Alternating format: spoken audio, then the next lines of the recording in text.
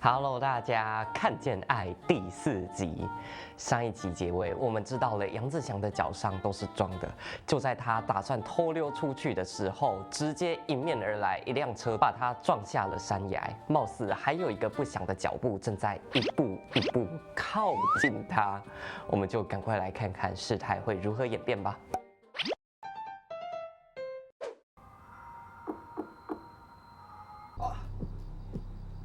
哇，不会吧？死定了！哦，江少鹏，哇，听不江少到。鹏，我觉得江少鹏能够拿着手电筒这样子找，已经算是很接近真相了。自作自受。原以为是不祥的脚步，没想到是绝望的脚步啊！一直以来，主动接近我、找我的人，都有目的。止损成功。连家人也不亦例外哈。你没能力接班，就不要给那些老人希望，尤其是你爸。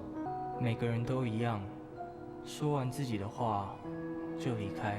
哦，狄志杰到了演爸爸的年纪了啊。没有人在乎我，也没人愿意接近我。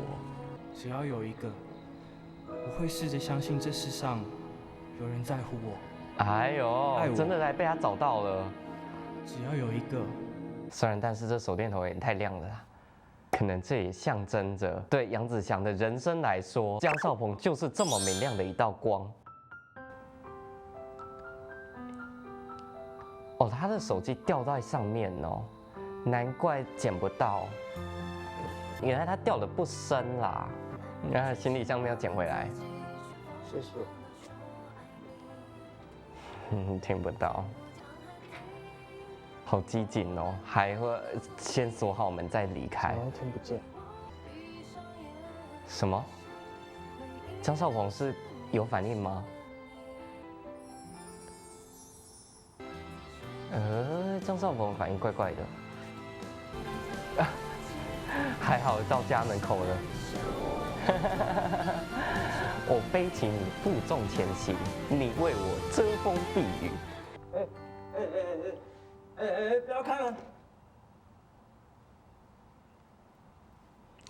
宁可暴露自己没脚伤，也不愿意让他开门。洗澡吗？可以，我自己来。所以前几天都是江少鹏帮他洗澡的吗？所以脚没有摔伤，没有假伤变真伤。不准进来，出去！江少鹏现在开始对这个老板比较强势了哦。没事。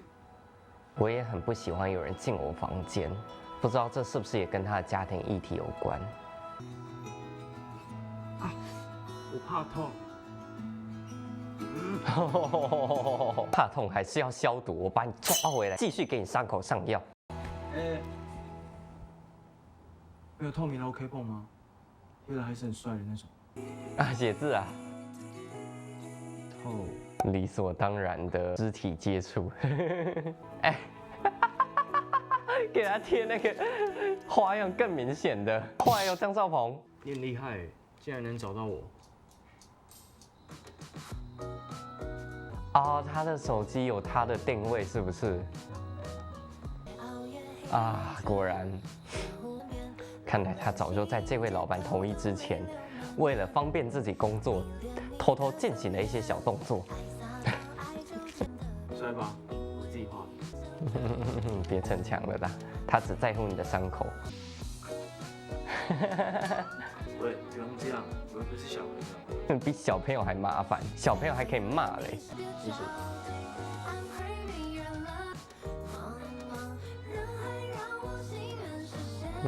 写这么多笔画，不能写个 thanks 吗？谢谢。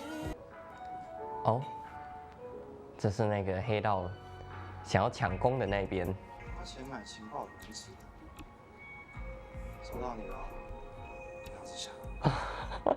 还认错人，踢到这个最硬的铁板。你连蟑螂都不敢拍死，你这样还要杀人？这样的人怎么当黑道？谁不敢啊？我那是让。所以他跟陈峰姐是一对吧？没有吧，我只是口渴。我们俩可以追求。走开！那是我的，不要缠着他陈峰姐，你是不是很享受？就是在等这个。啊！杨子祥，哎，我的。他听到他认成杨子祥，知道他身份不简单。你不是要杀他吗？我不理解。是我的，不要吐在他身上啊！只有我可以杀。这样子，陈峰姐什么都知道了。我下次再一起见。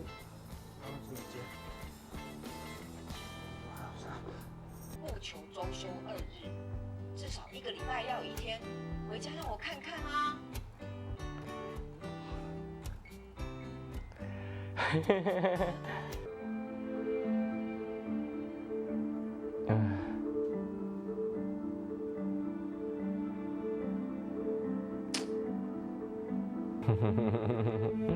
开始觉得这个老板的行为怪怪的。哇！你们真的是来开房间呐？不是陈峰姐，你也知道他靠近你有别的目的，你真的就跟他上床了？怎么？你是第一次吧？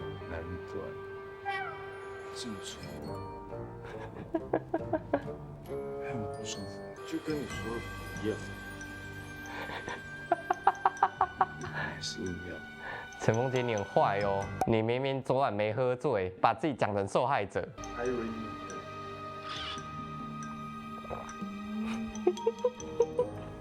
是我看错了。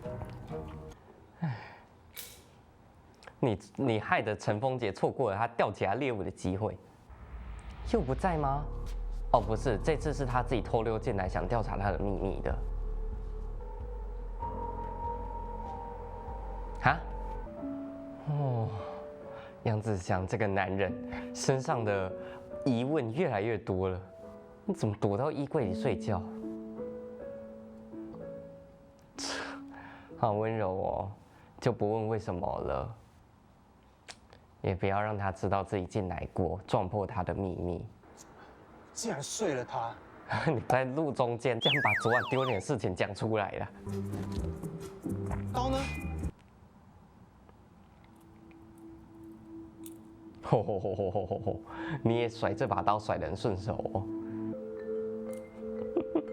哎，不错哦，林家佑的那个伤疤倒是还挺符合他这个人设的。那不是伤疤啦，那是开刀的疤。我知道林家佑的事情。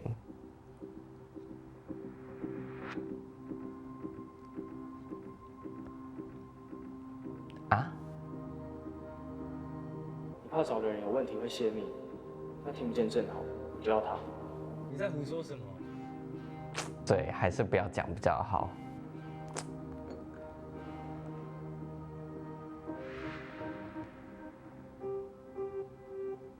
赶快还我！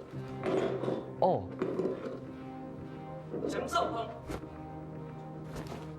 我有话跟你说。是哪个帮派的人？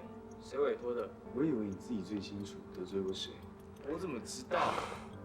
所以陈峰杰也不知道那些人为什么要来追杀杨子祥，所以其实他们总公司应该不知道哦，不知道这样子派过来的人是会被黑道追杀的。会不会是杨子祥？没了你，跟郑家的婚约就……我哥不会。哦，还是很努力想要维护哥哥哈，即便哥哥对他这么坏。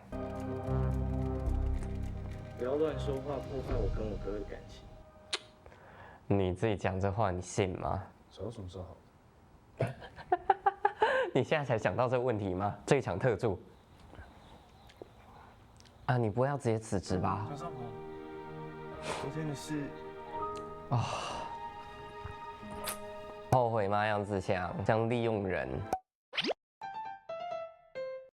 我知道站在江少鹏的处境，他知道了杨子祥是因为自己听不见才雇佣自己当看护，这一点肯定是很难接受，也挺伤心、挺伤自尊的。可是，在这场戏之前，还发生了一件事情，就是他闯入了杨子祥的房间，到处找他找不到，结果在衣柜里找到他，在那边睡觉。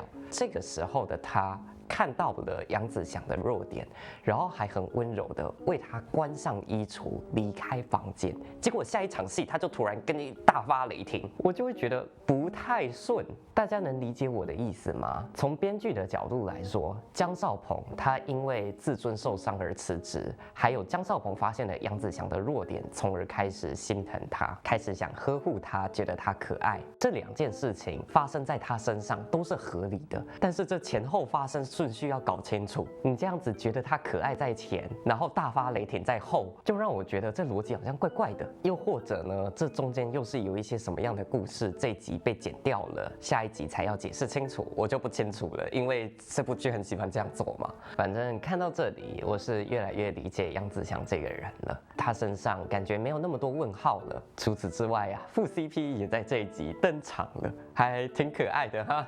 那个连蟑螂都不敢打死的黑道，我们来看看接下来他还会如何一步一步栽在陈峰姐手里。这集就看到这边，下次见，拜拜。